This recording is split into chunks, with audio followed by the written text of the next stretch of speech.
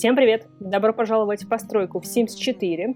Сегодня у нас предстоит постройка дома в английском стиле. Конечно же, это вдохновлено новым дополнением «Ферма», которое уже скоро выходит. Все его уже обсуждают, мусолят, потому что поводов на самом деле очень много. Но прежде чем мы окунемся в эту построечку и вы окунетесь в нее, можно так сказать, предлагаю подписаться, поставить лайк, отписаться и отписать свой лайк вы всегда сможете. Но если вам понравится, можете оставаться, потому что у меня много интересных видео, роликов, я прохожу челленджи, я много чего строю, у меня тут проходит радужный челлендж, в общем, оставайтесь, у нас тут очень интересно. Так вот, нам предстоит постройка дома в английском стиле, потому что я посмотрела все эти трансляции, все эти видосики, которые народ повыпускал. Ну и, в принципе, я уже давно хотела такого плана что-то сделать. И вот на меня наконец-то нашло вдохновение. Для меня это очень важно, потому что без вдохновения у меня получается какая-то фигня, если честно. Вот. А с вдохновением у меня все получается неплохо. Как мне кажется, домик получился очень даже миленький. Опять я больше, конечно же, сделала акцент на внешнем виде, потому что вот у меня была конкретная картинка. Это, кстати, я вдохновлялась картинками из Pinterest, там какая-то, то ли из какого-то мультика картинка была, то ли это какая-то иллюстрация. В общем, такой похожий домик я делала.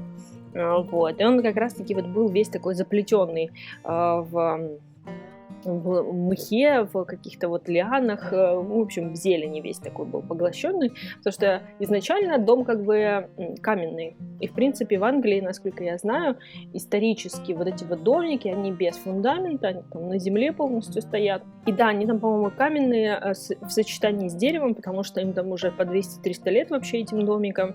У них крыши тоже то ли соломенные, то ли какие-то мховые. Ну, то есть они там из натуральных каких-то как это называется, материалов, и люди до сих пор в них живут, в этих домах. Это вот такие английские деревушки, это английский такой вот пригород, где эти дома, они их очень ценят, и для того, чтобы ремонтировать его, нужно, в общем, каких-то 150 миллионов разрешений, нельзя менять их внешний вид, нельзя перекрывать крышу, можно только подлатывать, немножко подделать, чтобы этот дом вообще не развалился, то есть, в принципе, жить, конечно, в таком доме сложновато, мягко говоря, потому что, ну, как вы понимаете, там 200-300 лет назад коммуникаций не было, то есть это все проводили впоследствии, скорее всего, у них там какая-нибудь внешняя проводка электрическая, потому что опять-таки, скорее всего, не было. Трубы у них тоже, скорее всего, старенькие, когда там, как только появились, наверное, провели. В общем, ну, не самое комфортабельное жилье, но все равно народ в них живет. Зачастую это такие, знаете, наследные дома, но в том плане, что какая-то там семья купила очень-очень много лет назад, а может быть, еще и построила этот дом, и он из семьи в семьи переходит. В принципе, в Англии такое наследование – это очень частая история, что вот там какой-то замки, по-моему, еще тоже в частной собственности пооставались, но они тоже много кто как выживает в том плане, что кто-то там мини-гостиницы делает, кто-то там тематические вечера, кто-то просто под фотографией воздает свои замки, кто-то там, знаю, есть целая индустрия званых ужинов, когда просто там люди собираются на определенное время, красиво наряжаются, и у них такой вот тематический вечер проходит в замке, где их там кормят какими-то такими вот изысками серебряной посуды, их обслуживают такие хорошо одетые официанты, по-старинному. Ну, то есть такая индустрия, но она поддерживает жизнь вот этих старых поместьев, замков, потому что, конечно же, сейчас содержать их раньше-то было сложно содержать, потому что это дорогое развлечение. Но и сейчас все эти наследники всех этих замков, они, в общем, крутятся как могут. И плюс вот то, что их нельзя по-современному никак ремонтировать, реконструировать, их можно только поддерживать. То есть там не приветствуются пластиковые окна в исторических домах, к счастью. У нас это, конечно, бедулина просто неимоверная. У них там такого совершенно нельзя. Очень много где у них сохранились всякие лепки, мозаики, гобелены. Все это за счет хозяина поддерживается, конечно же. А еще, кстати, я читала, что иногда в таких домах даже кое-где, ну, я думаю, что уже не остался, но вообще был земляной пол. Ну, то есть, когда строили без фундамента, то есть земля была на полу, в смысле того, что никакого покрытия не было. Так строили очень много где в Европе. Но, как бы, это, конечно, не очень практично, но и в основной комнате, где жили хозяева, там уже стелили что-то на пол. Но это такой, не могу сказать, что короткий период, но я думаю, что таких сохранилось мало. Сейчас, я думаю, все-таки все перекрыли полы, потому что, мне кажется, все-таки ходить по земле, ну, такое себе, особенно в холодных европейских частях, где зима долгая, достаточно лютая, как бы земляной пол — это вообще не самое лучшее решение. Плюс, конечно же, этот дымоход обязательно был, потому что изначально они отапливались каминами и печами какими-то, ну, в общем, вариациями на тему печного отопления. Потом, я думаю, конечно же, они там провели, хотя, опять-таки, я смотрела передачи, где до сих пор многие замки, оказывается, отапливаются этими самыми каминами, до сих пор это все делают, при том, что в замках вот эти вот гигантские камины, и нам все время кажется, как они так это все делают, оказывается, там какая-то совмещенная система, то есть топят, на самом деле, камин вообще внизу, где-то там в подвале, один основной, а этот жар поднимается наверх, но они как бы поддерживают пламя в каминах, которые в комнатах, но сам основной жар идет снизу, то есть внизу такие большие промышленные, так сказать, камины, которые топят круглогодично, потому что замки крупные, они очень сильно, короче, они зимой очень промерзают. Для того, чтобы они не промерзли, их продолжают топить летом. Конечно же, не так интенсивно, но продолжают, чтобы не охлаждались камни, из которых сложены эти камины. Но это я про замки, а у нас все-таки домик. Домик, и я все-таки его сделала более-менее классический и небольшой. Я заметила, что чем больше дом, тем хуже он у меня получается. Я люблю маленькие такие вот аккуратненькие домики, хотя это тоже достаточно большой получился, но зато все разместились. В принципе, для такой среднестатистической семьи, где мама, папа, или там дедушка, бабушка и один какой-нибудь ребенок или внук, или кто-то такой. В общем, есть одна детская с односпальной кроватью, и есть такая более взрослая комната, даже со своей ванной, где она прячется. Вот, и одна ванная у нас внизу будет. И даже есть кладовочка. Я все никак не могла придумать, что же сделать с помещением, которое за лестницей. И подумала, что кладовочка — это очень полезная вещь. Я думаю, что люди, которые очень долго живут, они накапливают много барахлишка, и его нужно куда-то прятать. И каморочка, какая-нибудь кладовочка — это самое то. Получилась, кстати, еще очень большая кухня. Вы ее скоро увидите, я думаю. Если вы не выйдете из этого видео, и вы ее точно увидите. Ну, это получилось как раз-таки просторное, с большим столом. Я старалась все делать такое более деревянное, немножко покоцанное, потертое, без каких-либо излишеств, то есть телека здесь нет и не будет. И все такое немножко вот, да, лесное какое-то, комфортное, какое-то вдали от цивилизации, вот такое что-то, куда-то вот стремляется туда. Вот, поэтому он такой натуралистичный, плюс я, когда буду украшать снаружи, не буду много деревьев ставить, по одной простой причине: я не хотела закрывать дом, потому что мне казалось, что он перекроет всю эту красоту, потому что получились очень красивые, ну, типа верандочки, но это не верандочки, ну, такие вот окружения, которые с двух сторон окружает, окружение, которое окружает. Ну, я думаю, вы поняли, там, где эти колонны стоят.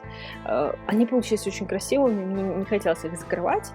Плюс маленькая тепличка такая есть. Ну, в общем, все так достаточно гармонично, и просто, говорю, не хотела перекрывать эту всю красоту, поэтому я так оставила немножечко голеньким его, этот домик на таком холмике, но достаточно, мне кажется, все-таки уютненько получилось. Я бы с удовольствием там отдохнула, немножечко полежала на кровати на втором этаже, было бы шикарненько. И, кстати, хочу исправить саму себя. Я в недавнем видео в какой-то из построек, по-моему, в желтой квартире, я говорила о том, что негодовала по поводу того, что, во-первых, разработчики выкатили вот недавно уже первый лайвстрим по новому дополнению.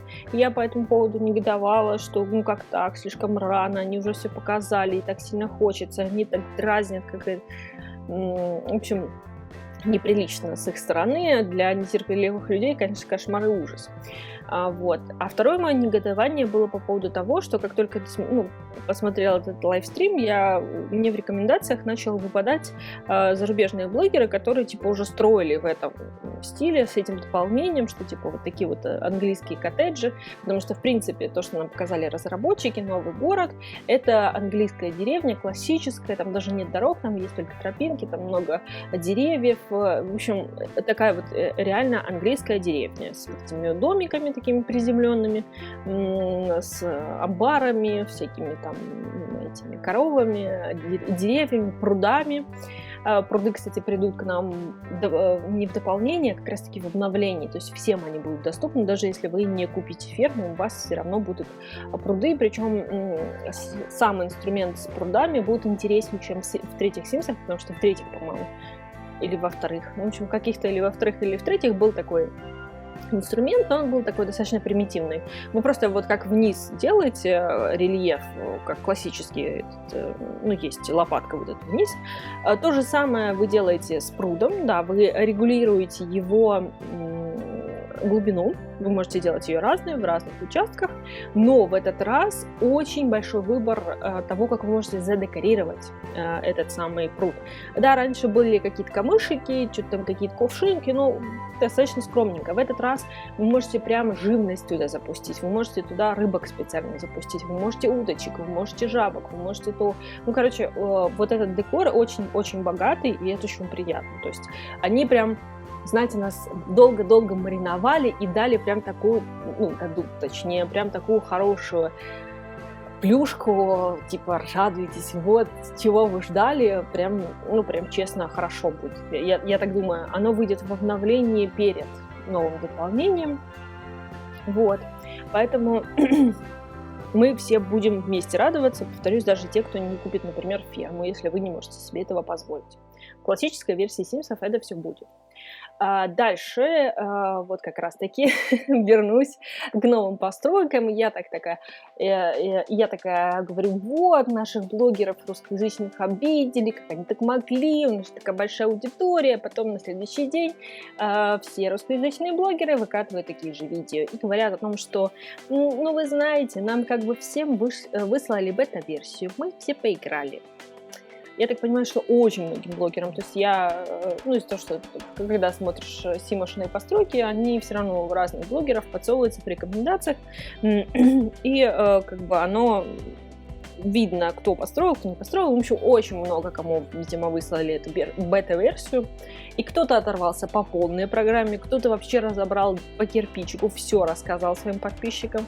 Кто-то скромненько туда зашел, кто-то немножко попробовал геймплей. В общем, все по-разному это все сделали. Я так понимаю, что им нужно было какие-то отчеты, может, собрать. То есть разработчики сделали именно с конкретной целью, чтобы, во-первых, конечно же, попиариться, потому что, представляете, какой мега ожидания еще больше. С другой стороны, конечно же, они хотели, чтобы повыискивали баги, чтобы они могли уже заранее это все сделать, потому что как только выходит дополнение, выходит потом куча роликов о том, что ой, вот это не то, и это не так. Например, с дизайнером интерьеров, который последний был каталог, по-моему, это был или набор, наверное, был. В общем, куча багов, на самом деле. Многие жалуются, что то не так, то не срабатывает, то люди не приходят, то зарплату не выплачивают, то вы все сделали правильно, но вам все равно сказали фи-фи-фи. В общем, очень много таких вещей, которые жалуются и люди, и блогеры, в смысле обычные пользователи блогеры, они, видимо, решили себя немножко предостеречь от этого и разослали в эту самую бета-версию, чтобы, возможно, какую-то часть все-таки багов заранее проделать, и большой респект им, конечно же, они очень сильно развиваются, разработчики, то есть они прогрессируют, они прислушиваются, они молодцы на самом деле.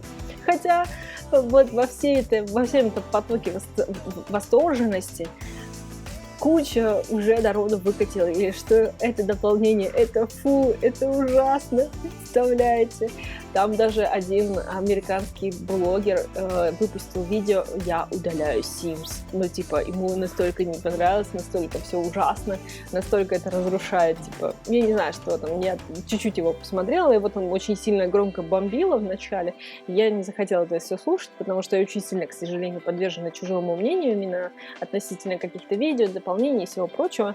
Я решила себя не спойлерить, не портить себе впечатление, но все равно много, ну, как бы я встречала очень много, типа, вариантов того, что, типа, заработать нельзя только натуральным хозяйством, еще чем-то нельзя. Вообще народ уже дополнение еще не вышло, они уже такие: о, это ужасно. Это очень смешно, честно. Не то, что я, конечно, приветствую. У меня политика такая. Вышло какое-то дополнение, обновление. Все прекрасно, все замечательно. Это еще лучше, это еще нам расширило мир. Неважно как, насколько сильно, насколько много багов. Это в любом случае добавило нам одежды, нам этих инструментов строительства, предметов строительства. Это уже прекрасно и замечательно. Я в этом плане оптимист, хотя по жизни я достаточно сильный пессимист. И, кстати, по поводу пессимистичности. Дело в том, что вот как раз-таки, кто не знает, я тоже посматриваю Дарью Рейн, потому что она выпускает и по Симсам, и по другим играм, и я иногда так встречаюсь с ее роликами, посматриваю, мне тоже интересно. Вот, что она делает, плюс она достаточно крупный блогер, у нее много подписчиков, по-моему, уже 1500 или 2000, тысячи, миллионов, на самом деле. Вот, она классная, она очень трудоспособная, мне она очень нравится. В принципе, отчасти она как бы меня вдохновила на это дело, чтобы заняться блогингом. Сначала, чтобы начать строить, а потом вот, чтобы заняться блогингом.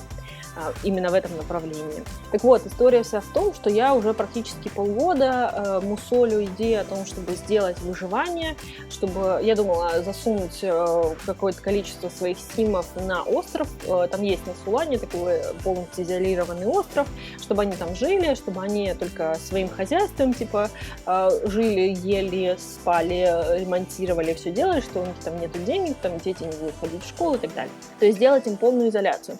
Я уже выписала все возможные вещи, которые симы могут производить, и могут ли они на этом выжить. Я уже сделала тестовую семью. И когда вышло новое дополнение, я подумала, что, наверное, это будет хорошо, потому что можно будет там коровку этих птичек завести, и это поможет по всему натуральному хозяйству. И вот я смотрю какое-то из видео Дарьи Рен, и она говорит о том, что мы же собирались делать выживание на ферме, тут все идеально построено, и я такая: нет, это ужасно. Ну, в смысле того, что, конечно же, ее выживание будет крутым, прекрасным, интересным, и все его будут смотреть, а мое никому не надо будет. Я с этой мыслью проходила несколько дней, я даже подумала о том, чтобы отказаться от этой всей затеи, зачем это все нужно, и так далее. В общем, погрустила на этот счет. И потом напомнила сама себе, что у меня вообще есть еще один канал про обучение, про продуктивность, про то, как вообще наладить все эти процессы. Я его гораздо дольше уже веду, у меня там больше подписчиков и всего прочего. Ну, это мой основной канал. И когда вначале я начинала, там было в этой же сфере, именно в сфере обучения, было несколько крупных блогеров, была вообще там типа первая Настя Кей, за которой тоже все пошли, и, конечно же, вначале меня сравнивали, мне указывали о том, что я вообще-то хуже ее, надо бы поучиться и так далее. У нас была проблема с тем, что, из-за того, что в одной сфере мы читали одни и те же книги, а я вначале очень много опиралась на именно книги, какие-то другие источники, то есть меньше своего мнения, больше типа, как говорят ученые, как говорят какой-то автор книги. Я очень много этого ретранслировала, из-за этого у нас периодически пересекались темы, и мне как бы об этом говорили. Я по этому поводу очень сильно страдала, расстраивалась. Была такая история, там еще несколько было блогеров, которые тоже в этой сфере как бы варились, и у них все было успешно и замечательно, а мне как-то все не очень. Вот. Я уже это проходила. Я вспомнила, что тогда я пришла к выводу о том, что, во-первых, ко мне все-таки начали приходить подписчики, и я прекрасно поняла о том, что, во-первых, для каждого человека нужен свой блогер. То есть, как бы мы не рассказывали одинаковые вещи, бывает, что человек просто не может воспринять другого человека, ему нужно поискать другую информацию. мы разные люди. Даже когда мы говорили об одних и тех же вещах, об одних и тех же книгах, мы говорили абсолютно разные вещи, то есть абсолютно разные наполнения, мы рассказывали это все по-разному. И тогда я поняла, что даже если у нас одна и та же тематика, мы абсолютно разные, у нас абсолютно разный бэкграунд, у нас абсолютно, мы разные, и в любом случае найдется подписчики и для нее, и для них, точнее, вот для тех блогеров, и для меня. То есть мы все разные, и у каждого найдется своя аудитория. И здесь я тоже так через пару дней выдохнула, думаю, ну да, она будет делать свое выживание. Я тоже об этом задумалась, потому что еще и в этом дополнении будет наконец-то то, что опять-таки тоже было в предыдущих Симсах, возможность пустого холодильника. То есть, когда вы сами наполняете свой холодильник, он не бездонный у вас, а вам нужно закупать продукты, либо вам нужно их выращивать и так далее. Это идеально, просто для выживания идеально. Вот.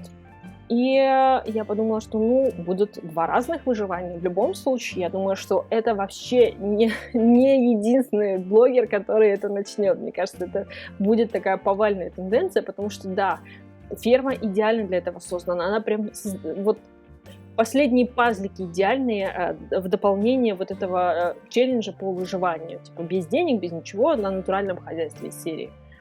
Вот. Я немножко так подуспокоилась, что сначала немножко расстраивалась, потом вот я решила, что в любом случае, говорю, даже если мы там на одну и ту же тематику что-то делаем, мы все равно это делаем по-разному, потому что даже тот же там дизайнер, у меня дневник дизайнера, у нее лучший дизайнер Сагни Шуна, и мы вообще вот все по-разному делаем.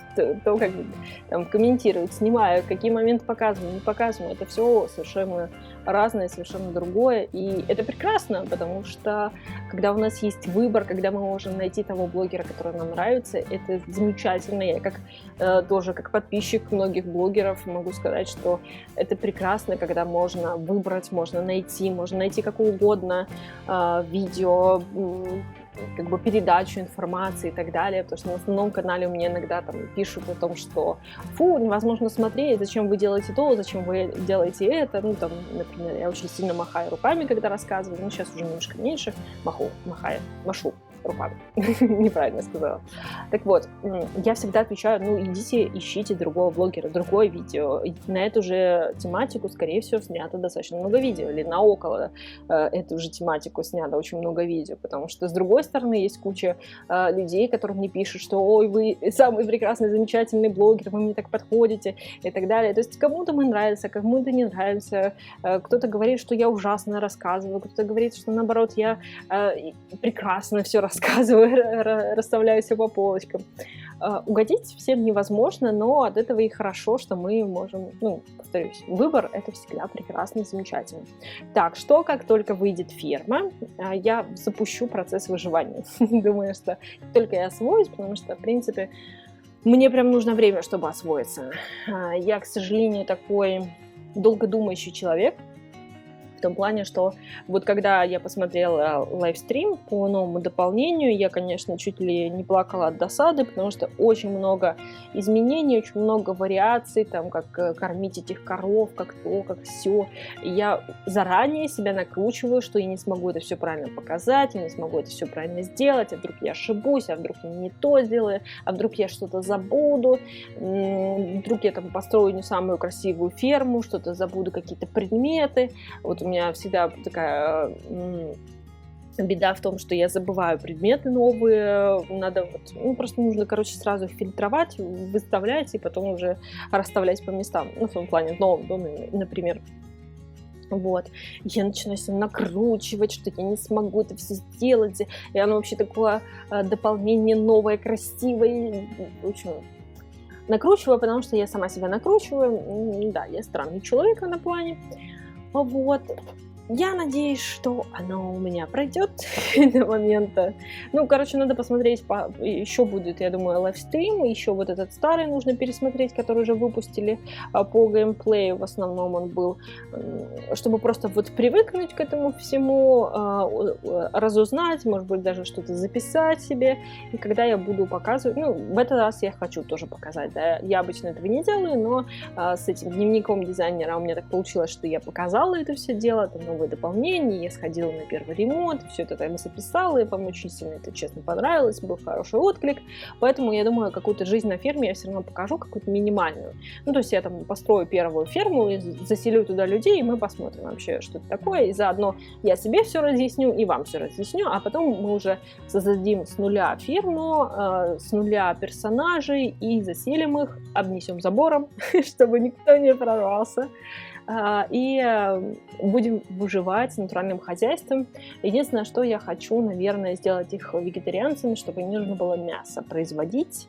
Хотя у них же есть вот это вегетарианское мясо, которое растет в вертикальных садах. Ну, короче, надо дополнить просто будет свой список того, что могут производить симы. То есть я сидела, выписывала так четко. Потому что и вязать одежду, они теперь вышивать могут. Много чего на самом деле могут симы производить сами себе.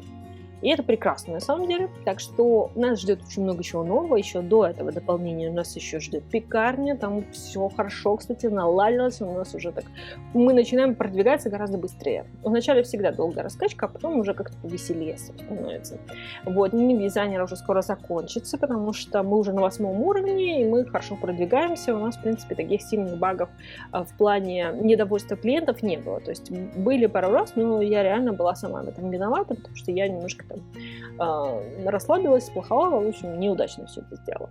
Вот, я думаю, что мы уже скоро его закончим. Как раз наша Ханна, как я и говорила, возможно, остепенится, найдет себе супруга, родит детей, они переедут на ферму, мы поживем на ферме с ней же. Вот. Она продолжит, возможно, писать картины, но уже от дизайна интерьеров она, я думаю, немножечко устанет, то есть это такая нервная работеночка, я бы сказала. Вот, так что, повторюсь, подписывайтесь, ставьте лайк, у нас много-много чего интересного. До следующих видео, приятного просмотра!